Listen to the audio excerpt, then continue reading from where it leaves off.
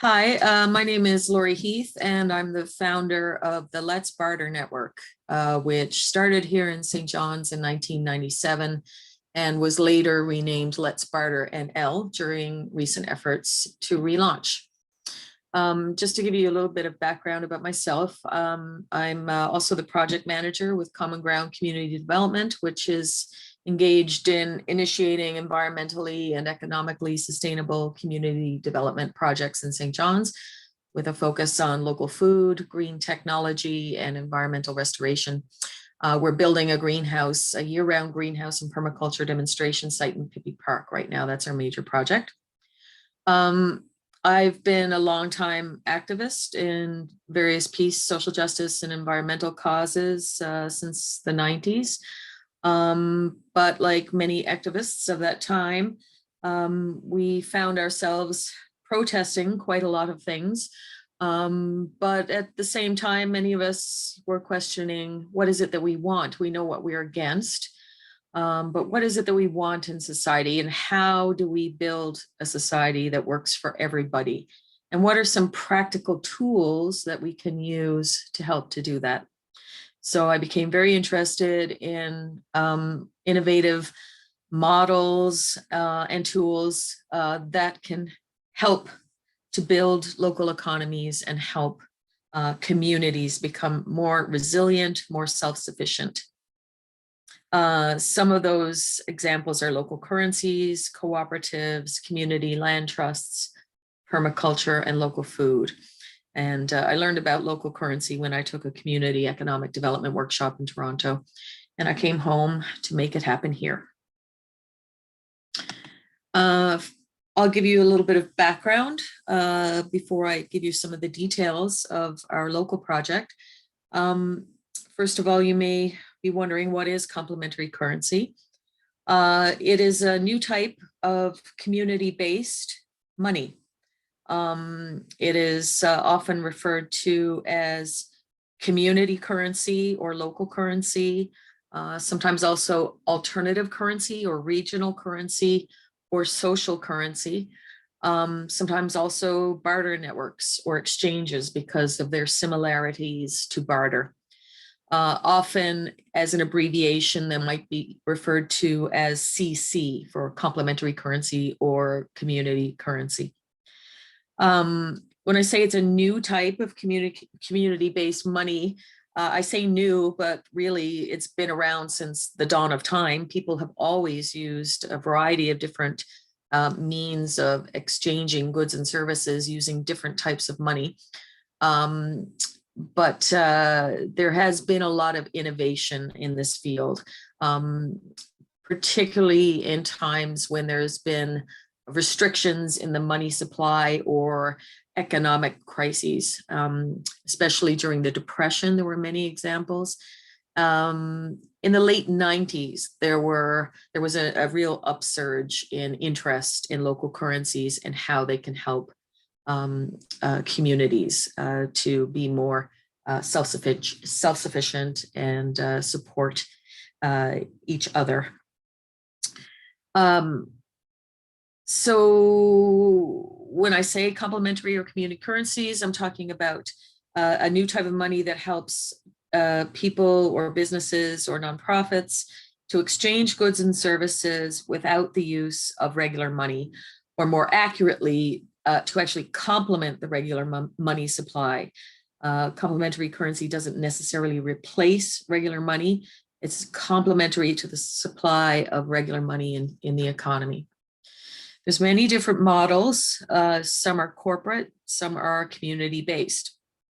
And community-based ones are more centered around helping local economies and supporting local business. Local currencies enable people to trade goods and services. As I say, when regular currency is in short supply, or perhaps when regular currency is inaccessible to parts of the community that need support, or when the community wants to strengthen certain sectors of the local economy. And basically, complementary currencies match unmet needs with underutilized resources in the community Very often communities have an abundance of skills and talents and resources, but people can't avail of them and people can't share them just because of a lack of money in the community or in parts of the community. One question that often comes up when people are learning first about complementary currency is this legal? I mean, what are you talking about? You're creating money. And just rest assured, it is perfectly legitimate. Another question that often comes up is this a tax evasion scheme? Definitely not. Revenue Canada is very aware of these types of networks. They're very mainstream, as I'm about to fill you in on. And they've even issued bulletins just to educate people on how to deal with taxes with barter exchanges. The rule of thumb basically is just if a transaction is taxable in cash, it's taxable when it's done in barter.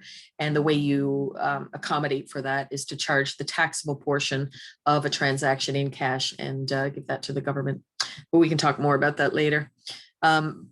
Just to show you though how common complementary currencies are in our daily lives. Many people think they've never heard of them, but we're very familiar with Canadian Tire dollars or air miles or even just redeemable coupons at a store. These are all different types of currency, really. They can be used to obtain goods and services. Air miles, for example, started out just to be able to buy flights, but now you can buy all kinds of different consumer goods with air miles. Bitcoin, of course, is another mainstream example now that people are becoming more and more familiar with. Those are all very different models, and I'll explain a little bit more shortly about the different types of models that are out there. On the commercial side of things, commercial barter exchanges are very mainstream. They've been doing billions of dollars worth of trade. Some of these particular statistics might be a little out of date, but just to show you how big this really is and how mainstream it actually is. On the community-based side, as I mentioned, during the Depression, there were a number of different models operating all around the world because money was in short supply. One example is Depression-era scrip. Many stores in communities would issue their own form of currency. They would pay their employees or pay suppliers with this scrip that could then be redeemed at their store. So the one there on the right, the Larkin merchandise bond, you can see there in the small print that you could redeem those notes at their department store, at the gas station, or at the food store. So all of the basics that were needed by the community could be obtained, even though the community was suffering from a real lack of money. Another really good example from the Depression is the Swiss Veer. It started up as a business-to-business exchange during the Depression to help Swiss businesses to survive during the Depression when there was a contraction in the money supply. But today it is a fully fledged bank. It uses both CC and regular money, and it is credited with stabilizing the entire Swiss economy. Another great example is the truc of Argentina, which was really flourishing in the 1990s and early 2000s. I have an excellent video here called Money by Isaac Izatan, and I really recommend seeing that film.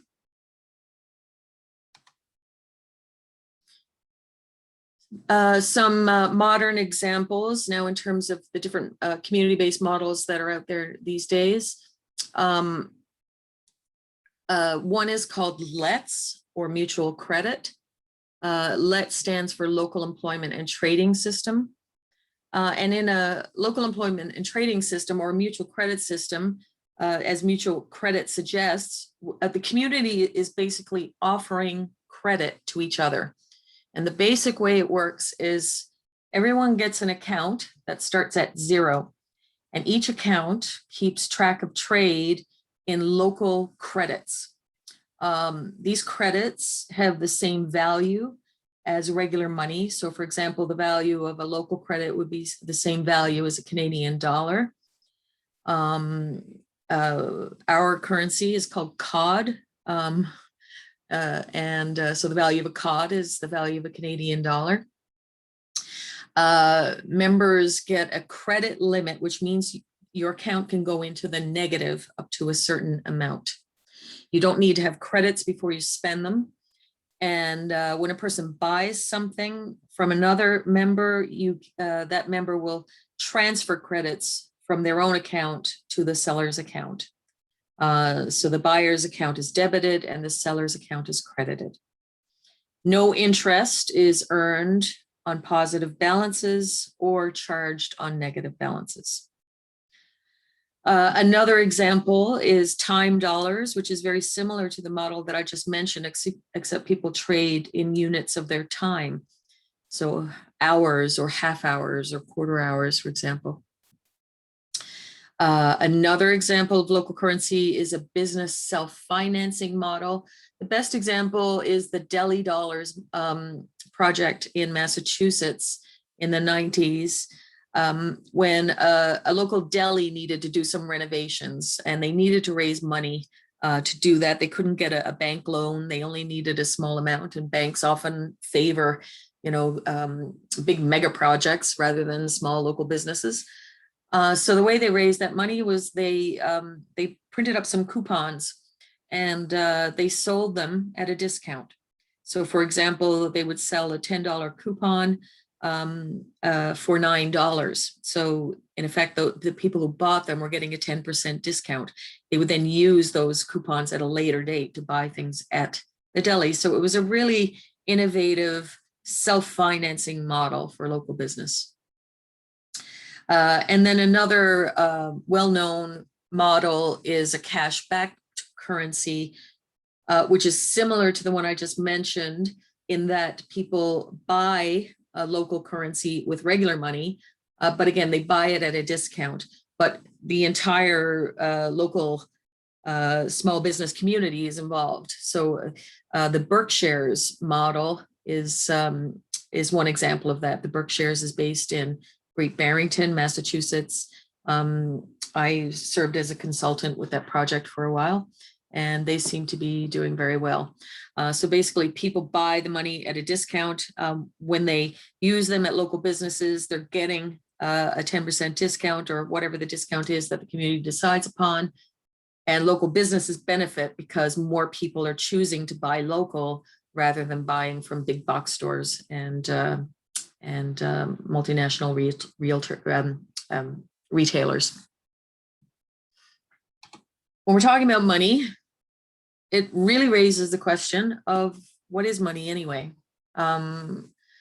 We tend to think of money as a cold hard cash, as something that's solid and substantial and that's in limited supply. We can't get enough of it to meet our needs in the community.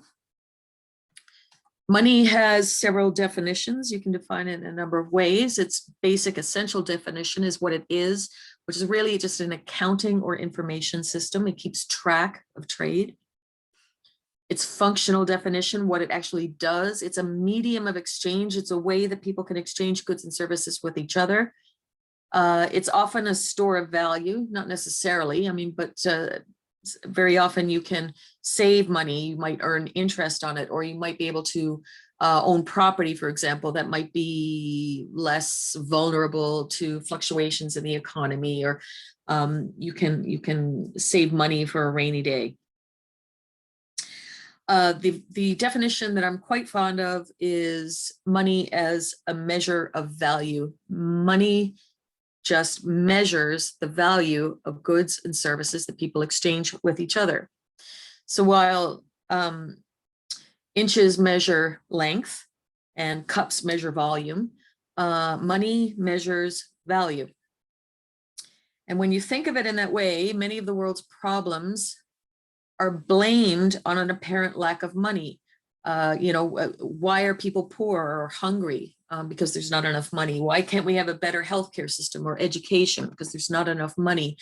But when we think of money as a unit of measurement that measures value, it's like saying we don't have enough inches to build a house, or we can't feed the world because we don't have enough tablespoons. So what we're really lacking is not money or resources often. What's lacking is a properly designed money that benefits everyone and benefits communities rather than the top 1% of society who control money. Anyone can create their own money as long as you have an accounting system, an agreement between the participants, and an agreement on the measure of value that you're using. So you could have 3 people who are babysitting each other's children and trade wooden nickels to keep track of the amount of time that you're spending. And that would be a very effective local currency. And even though it's very small scale, it's effective because it's meeting the needs of its participants. I'm going to take a brief look at the history of money, just to illustrate some of the problems with modern money and how community currencies are being designed to address some of these issues. So as you are probably aware, money is based in the practice of barter, or direct exchange of goods and services. This, of course, helps humans survive for thousands of years. There is a limitation, however, in barter exchanges. It can be very cumbersome. If you want to bring all of your cattle to market to trade them, it can be difficult. Pardon me. But in addition, of course, you have to find 2 people who need exactly what the other has to offer. And so if you can't meet that requirement, then you can't do a barter transaction. Commodity money evolved to help with this barter limitation. People started to exchange small items like pieces of metal or shells to be able to to keep track of the value of the trades that they were taking part in. Commodity money has to be durable. It has to be able to be stored, portable, so that you can carry it around in your pocket, and divisible into small amounts so that you can measure. You can have a standard unit of measure for your transactions. This is still basically a form of barter because the items that you're trading have value in the community. Metals, for example, can be used for making things, for making weapons or tools. And for that reason, metals were often a very preferred type of money. Other types of money were grain, wampum, or beads by North American indigenous people. Salt was even a form of currency at one point.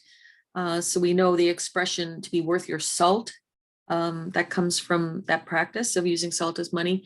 Even the word salary comes from the use of salt as money.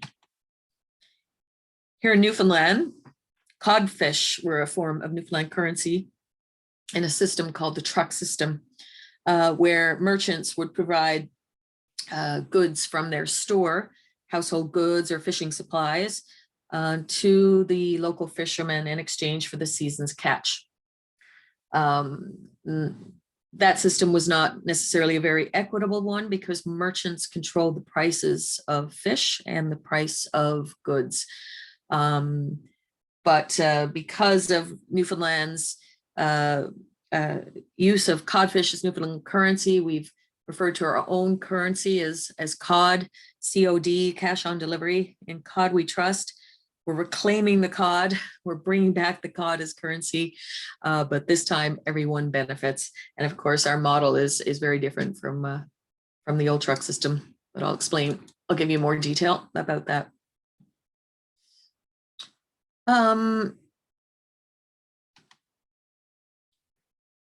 Yeah, as I mentioned, metals were often the preferred type of currency for many, many years because of their usefulness, their durability, and their portability.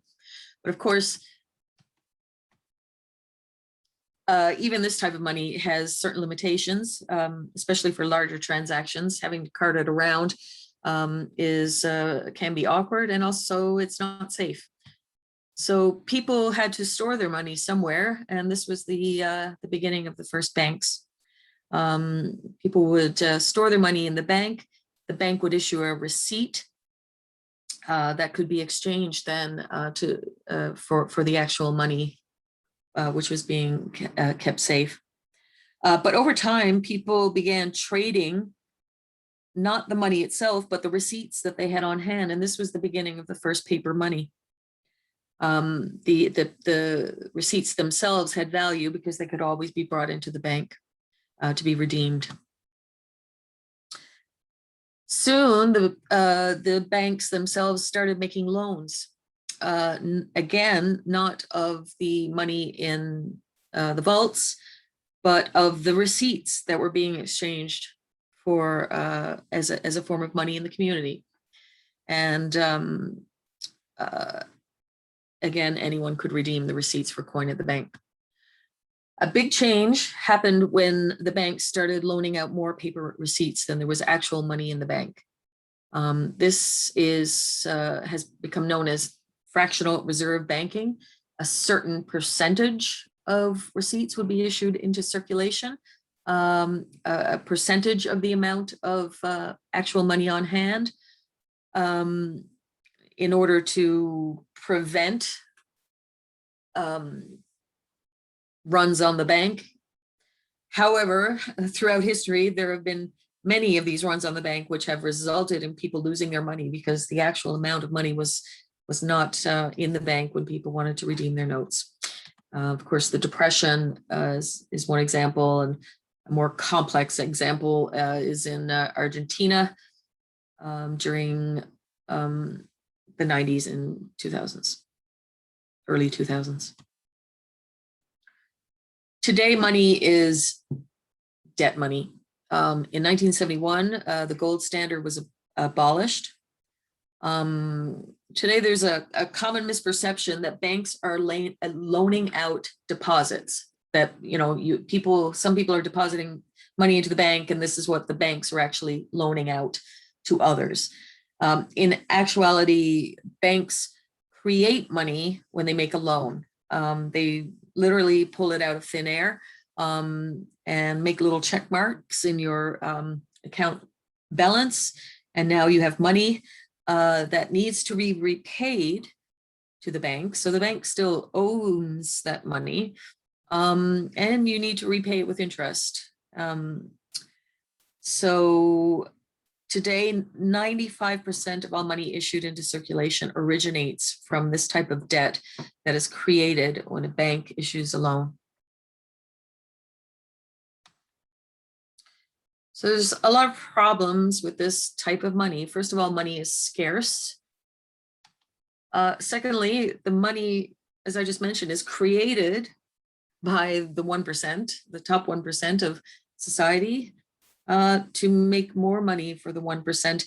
Aside from the fact that these banks are able to create money, they can also invest it in the projects that will earn more money for investors. And so what we see often is that a bank is much more willing to make a loan for a big mega project like a dam or a mine, rather than providing small loans to, say, someone who wants to buy a sewing machine so they can set up a small home-based business. And of course, money can go anywhere. So, I mean, this has been a big issue for a lot of us who were involved in the globalization protests in the early 2000s. Money can go where there are very lax labor laws, lax environmental laws, where there are really cheap wages. And for that reason, money drains out of our communities to go wherever big corporations can make more money. So money might come into our communities from, you know, some big retail chain, but it doesn't necessarily circulate around to benefit the people. It leaves and heads back to home office where it can generate profit.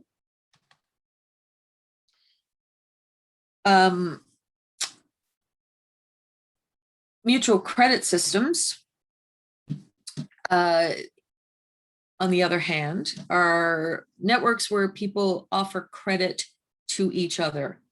There are a few different types. Let's is sort of the model that we've been using. There's an online system called the Community Exchange System, which is quite popular, especially in Africa and the Southern Hemisphere. The last time I checked, there were over 1,500 operating in 39 countries. So rather than getting debt money from a bank, mutual credit is a network of individuals and small businesses who are essentially offering credit to each other. They're allowing the members of their community to go into debit up to a certain amount, but all of that money is backed by goods and services, because every time there's a transaction that takes place, someone's account is credited and someone's is debited. So it's actually backed by an actual good or service in the community, rather than just a check mark in someone's account with no debit side.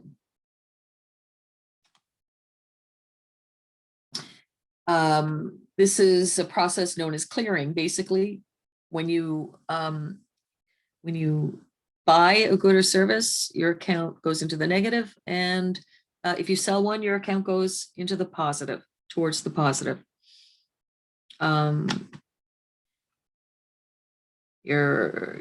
This pretty much explains that. When you sell something, your account is balanced.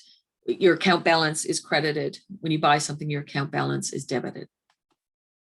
So in this way, we can just see that money is just a wave from the positive to the negative. In a mutual credit system, we have a system of accounts that keeps track of trade in the local currency. I mentioned some of these points earlier. The value of a credit is the same as national currency.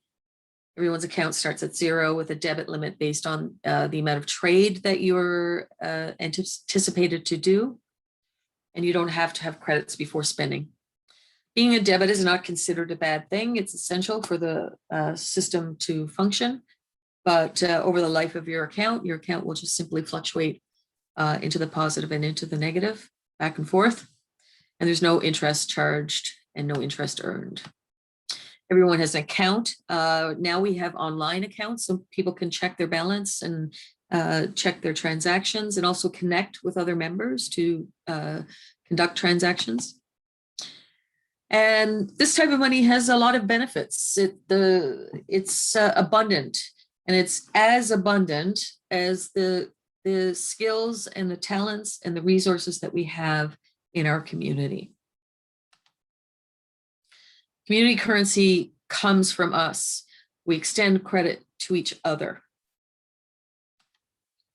Community currency stays within the community, and there's a chain reaction of trade